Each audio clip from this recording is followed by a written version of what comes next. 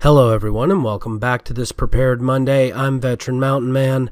Today's topic is going to be paracord or 550 cord, also known as mil-spec cord, military cord, and even just survival cord. Now we're going to go ahead and go straight to this image right here. And as you can see, this is some 550 cord, and it is real military 550 cord. I got this while I was on active duty, and you can see how many internal strands there are. There are actually 7 internal strands. As you can also see, there's the exterior sheath. The exterior sheath will seal with heat, as will the strands, so you don't need to whip, lash, or knot the cord to keep it from unraveling. You can use simple heat, either from a fire, a lighter, a match. All of them will seal the cord. It saves room on the cord and saves you having to do extra work. Now, there are some novelty cords out there, such as 9-strand or 7-strand 550 cord that has accessory cords in them, such as jute twine or fishing line. I don't recommend these. And the reason I don't recommend these if you're going to use 550 cord is because to use the accessory cords, you have to cut your 550 cord and take out the internals no matter what to use those accessory cords.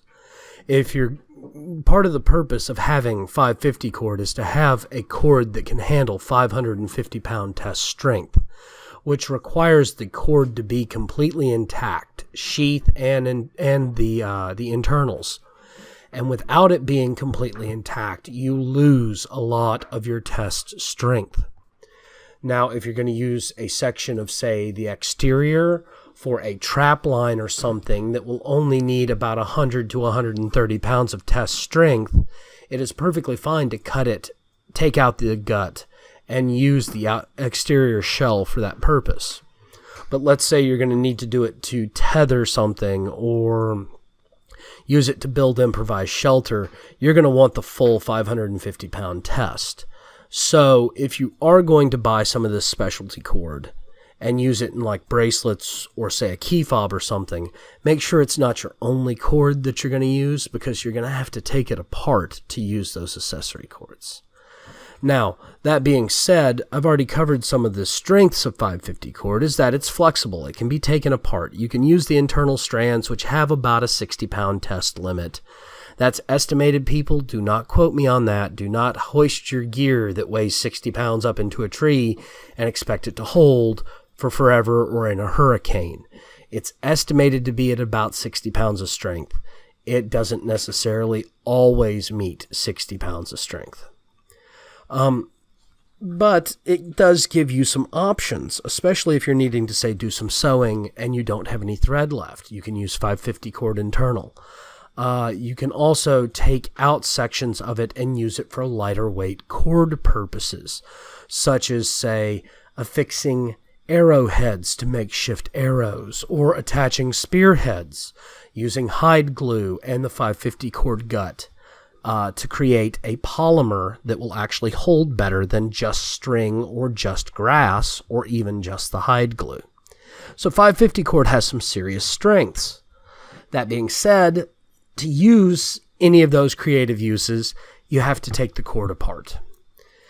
And that takes a lot of work and a lot of time. So make sure when you are using cordage, such as 550 cord, that you're careful with the amount that you take apart versus the amount that you keep together, because you will want some that has the full test strength.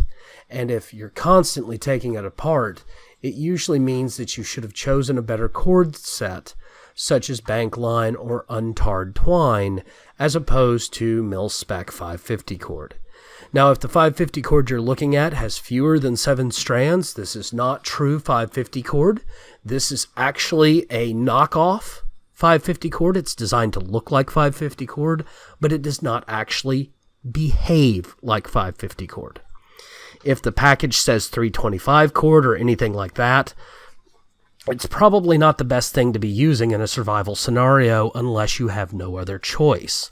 So I would recommend you stick with the standard mil-spec 7-strand 550 cord, and I would recommend that you have at least 100 feet in your go bag. That is 100 feet.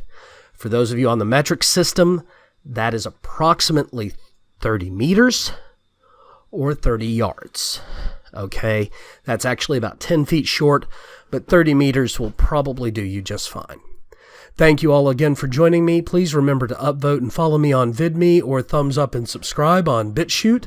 Also, don't forget you can catch me on YouTube. You can like and subscribe on YouTube. And you can catch me at my other social media, which is listed down below. Thank you all, and have yourselves a great Prepared Monday.